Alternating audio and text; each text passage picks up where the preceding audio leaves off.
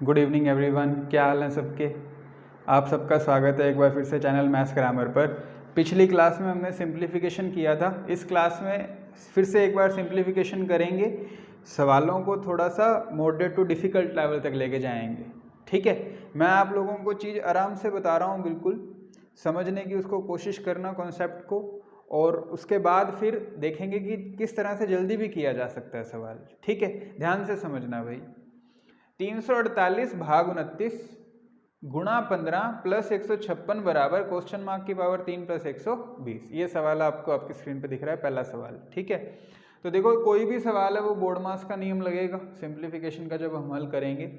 तो पहले सवाल के अंदर बराबर के जो बायां पक्ष है, लेफ्ट हैंड साइड है, उसमें अपने को क्या क्या निशान दिख रहे हैं। देखो, एक तो ये तो भाग है, गुणा है और प्लस है। तो बोर्ड मास के नियम के आधार पर पहले डिवाइड सोल्व होगा। तो डिवाइड किन दो संख्याओं के बीच में है? इन दो संख्याओं के बीच में। तो इनको हल करेंगे। 348 भाग 29, 29 का भाग चलाते हैं 348 तक। 29 एकम 29, 34 में से 29 गए 5, आगे लग गया 8, 58 बन गया। 29 के पहाड़े में 58 2 पे ही आता है, तो इसका मतलब ये पूरी जो वैल्यू है कितने पे कटेगी? 12 पे। 348 बटा 29 12 बन गया। अब देखो आगे क्या है, 12 के बाद गुणा 15। 12 गुणा 15 को मैं हल करता हूँ, कैसे कर सकता हूँ? ये 15 क्या है, 15 को आप दो टुकड़ों में तोड़ सकते हो, 10 प्लस 5 कर सकते हो। 12 गुणा 10 120 और 12 पंजे 60, 120 और 60 180। तो ये चीज़ पूरी बन गई आपकी यहाँ तक 180, प्लस आ गया 156। इसको इतना ही लिख लो एक बार, बराबर है क्वेश्चन मार्क की पावर 3 और प्लस का है 120। ठीक है, अब देखो क्वेश्चन मार्क की हमें वैल्यू निकालनी है, तो क्वेश्चन मार्क के साथ और जितनी भी संख्याएं हैं उनको दूसरी तरफ लेके आएंगे, मतलब क्वेश्चन मार्क को हम अकेला करेंगे। ठीक है, तो पावर 3 प्लस 120, पहले प्लस 120 जब इधर आएगा तो माइनस 120 बन के आएगा। अब इतने पार्ट को हल करते हैं। ठीक है, तो देखो 180 प्लस का है, फिर प्लस 156 और माइनस 120 है। पहले प्लस प्लस जोड़ने की बजाय ध्यान से देखोगे तो 180 माइनस 120 इजीली 60 बन रहा है। ठीक है, जरूरी नहीं है कि इसको हमेशा रफ वर्क करके और लिखें कि भाई माइनस 120। आप 120 से 180 डायरेक्ट काट के सिर्फ 60 भी लिख सकते थे और 60 को 156 में जोड़ सकते थे। ये बन जाएगा आपका 60, और 60 को जब 156 में जोड़ोगे तो क्या बनेगा? 6, 15 और 6 21। ये किसके बराबर आ गई वैल्यू? क्वेश्चन मार्क की पावर 3 के बराबर। ठीक है, अब पावर 3 को शिफ्ट करेंगे, सिर्फ क्वेश्चन मार्क की वैल्यू बतानी है। ठीक है, तो क्वेश्चन मार्क के ऊपर पावर 3 है, जब पावर 3 दूसरे पक्ष में आएगी तो पावर 1/3 बन जाएगी, पलट जाती है पावर। ठीक है, मतलब अगर ये 3/1 है तो जब दूसरी तरफ आएगी तो 1/3 बन जाएगी। मतलब पावर देखो यहाँ 3 है, मतलब क्यूब है, तो क्यूब जब दूसरी तरफ जाएगा तो वो क्यूब रूट बन जाएगा। तो 216 का क्यूब रूट कितना होगा? मतलब 216 की पावर 1/3 कितना होगा? 6 होगा। ये ही हमारे क्वेश्चन मार्क की वैल्यू होगी, क्योंकि 6 का क्यूब 216 होता है, तो 216 का क्यूब रूट 6 हो जाएगा। तो ये क्वेश्चन मार्क का हमारा उत्तर आ जाएगा 6, ऑप्शन नंबर 2। ठीक है, ये मैंने आपको सारी बात समझा के बताई है, जरूरत नहीं है कि पेपर के अंदर भी इतना रफ वर्क किया जाए, आप स्क्रीन को देखते देखते भी काम कर सकते हो। ठीक है, ये चीज़ जैसे ये एक्सप्रेशन जो है ये आपके सामने स्क्रीन पे लिखा हुआ है, तो आप कम से कम चीज़ें लिख के एक लाइन के अंदर भी चीज़ को सॉल्व कर सकते हो, और दिमाग में अगर रख पाओ बात तो और भी अच्छा। जैसे कि सर सबसे पहले हमने 348 भाग 29 किया, 29 एकम 29, 29 2 58, ये आ गया 12, फिर 12 गुणा 15 किया 180 आ गया। अब ये 180, ठीक है, और प्लस 156 और उधर प्लस का 120 है, तो 180 और 120 कटता हुआ दिखेगा, सिर्फ 60 बनेगा।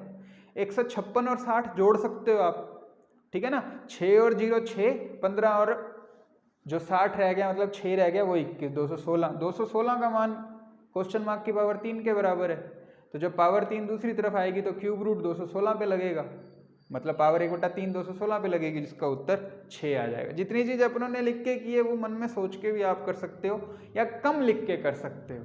ठीक है, बढ़ते हैं अगले सवाल की तरफ। हाँ जी, देखिए अगला सवाल, √8 गुणा √8 ब्रैकेट में पावर 1/2 है। पावर 1/2 का मतलब भी स्क्वायर रूट ही होता है, प्लस 9 की पावर 1/2 बराबर क्वेश्चन मार्क की पावर 3 प्लस √8 माइनस 340। वापिस हमें क्वेश्चन मार्क की वैल्यू बतानी है, तो देखो कैसे करेंगे इसको। ये देखो √8 गुणा √8, ये जो ब्रैकेट में टर्म है ना, रूट में जब सेम वैल्यू 2 बार होती हैं और आपस में गुणा होता है ना, तो रूट खत्म हो जाता है एक तरह से।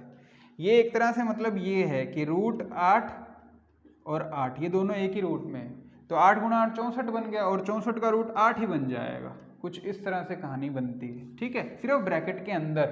तो ब्रैकेट के अंदर 8 हो गया, और 8 पे पावर 1/2 का मतलब √8 हो गया।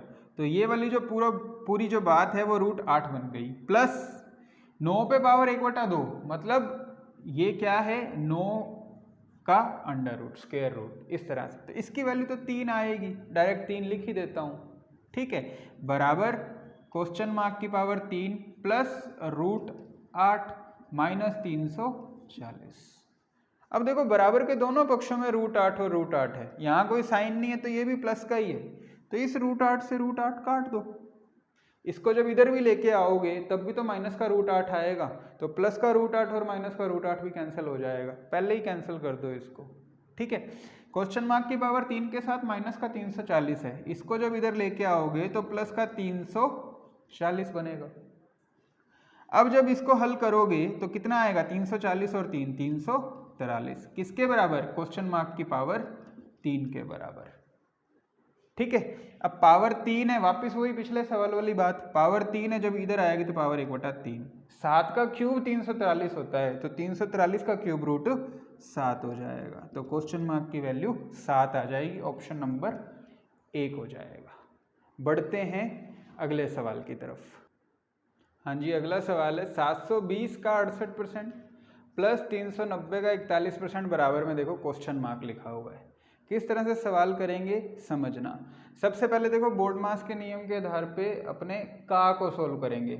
ऑफ आ रहा है ना पहले, बोर्ड मास के अंदर ओ पहले आ रहा है, ऑफ जिसका मतलब है गुणा, तो एक तो ऑफ है इनके बीच में, का है इनके बीच में, ये एक साथ सोल्व होगी चीज़, और फिर ये सोल्व होगी और फिर एडिशन होगा, ये बीच में साइन प्लस का, ठीक है। कैसे सोल्व करेंगे ध्यान से समझना। देखो भाई इसको सोल्व करते हैं पहले टर्म को, ये परसेंट वाला जब निशान हटेगा तो बटे में 2 जीरो आएंगी, का मतलब है गुणा, ठीक है। ये परसेंट वाला भी निशान हटा लेते हैं और बटे में आएंगी 2 जीरो, और का मतलब है गुणा, ये 0 से 0 कट गई और ये 0 से 0 कट गई। इस तरह से आप इस चीज़ को देख सकते हो।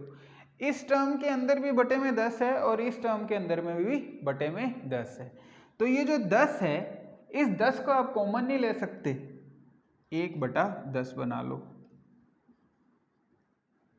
ठीक है। ये वाली बटे वाले 10 भी रह गई। अब क्या रह गया, 72 गुना 68 और 39 गुना 41।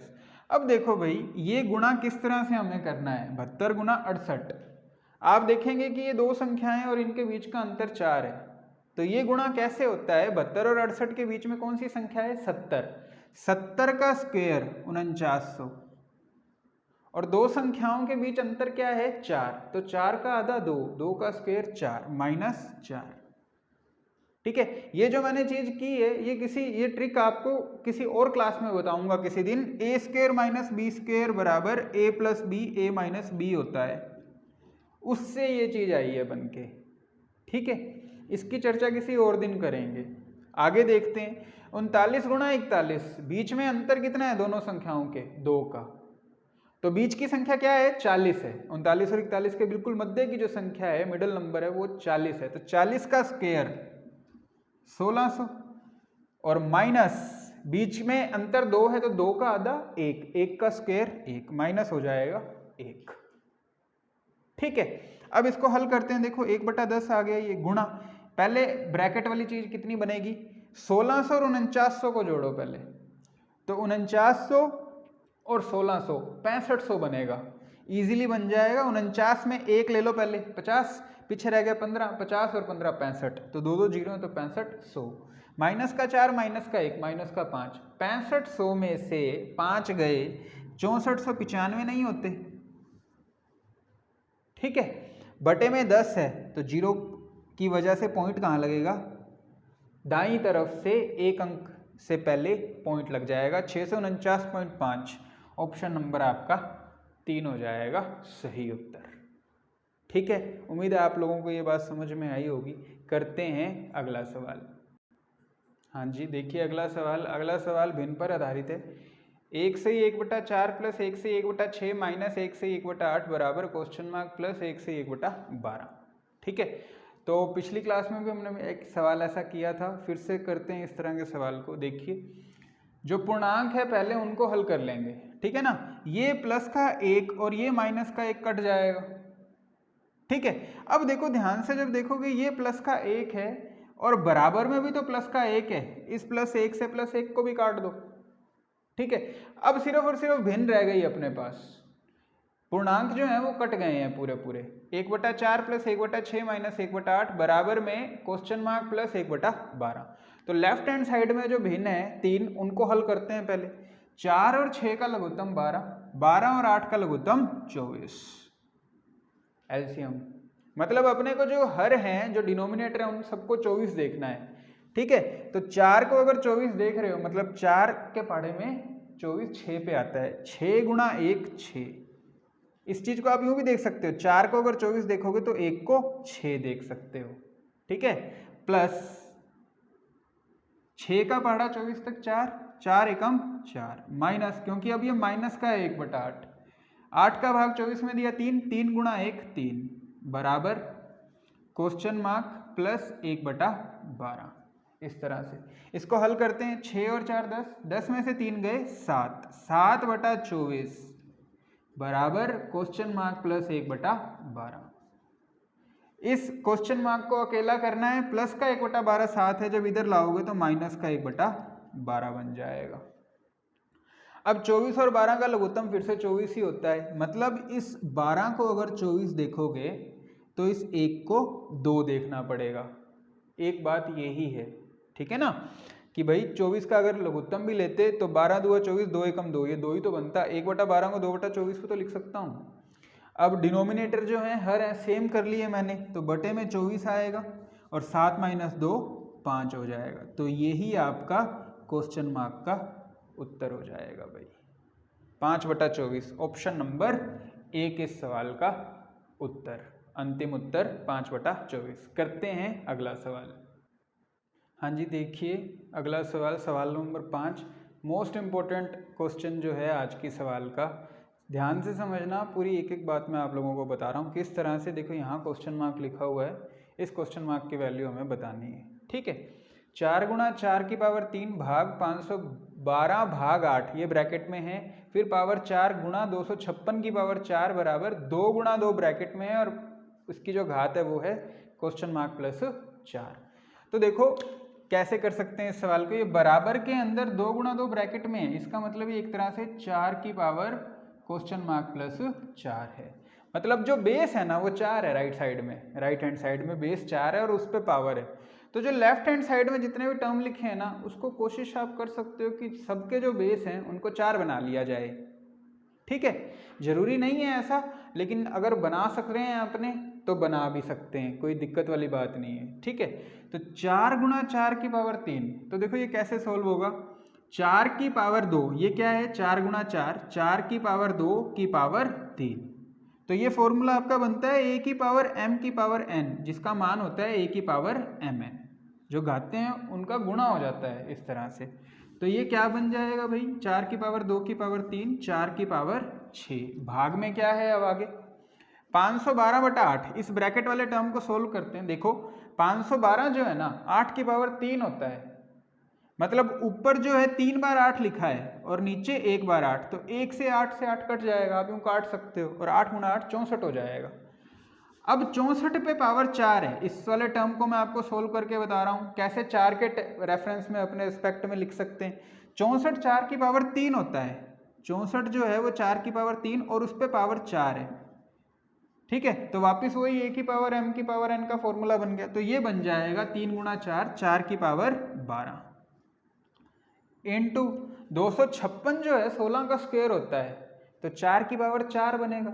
तो 256 जो है 4 की पावर 4 की पावर 4, तो 4 गुणा 4 16, 4 की पावर ये 16 बन जाएगा, और बराबर में है 4 की पावर क्वेश्चन मार्क प्लस 4। अब इसको किस तरह से सोल्व करेंगे, देखो सबके बेस अपनों ने 4 बना लिए, 4 की पावर 6, इस भाग के निशान की वजह से माइनस आएगा और बनेगा 12 और गुणा की वजह से आएगा प्लस और 16 बराबर 4 की पावर क्वेश्चन मार्क प्लस 4। अब 4 की पावर कितनी हो जाएगी 6 माइनस 12 माइनस 6 प्लस 16 प्लस का 10 बराबर 4 की पावर क्वेश्चन मार्क प्लस 4। अब देखो आधार एक जैसे हैं, बीच में जो निशान है वो बराबर का है, इसका मतलब घातें बराबर है। तो मैं यूं लिख सकता हूं 10 बराबर question mark plus 4। Question mark की वैल्यू बतानी है, प्लस 4 को जब इधर लेके आओगे तो माइनस का 4 बनेगा और क्वेश्चन मार्क के बराबर में क्या आ गया 10 माइनस 4 बराबर कितना आएगा 6। तो क्वेश्चन मार्क की वैल्यू आ जाएगी 6, ऑप्शन नंबर 4। इस तरह से आपका हल हो जाएगा इस सवाल का। उम्मीद है आपको ये सवाल समझ में आया होगा। मिलते हैं आपसे अगली क्लास में किसी और टॉपिक के साथ। धन्यवाद आपका।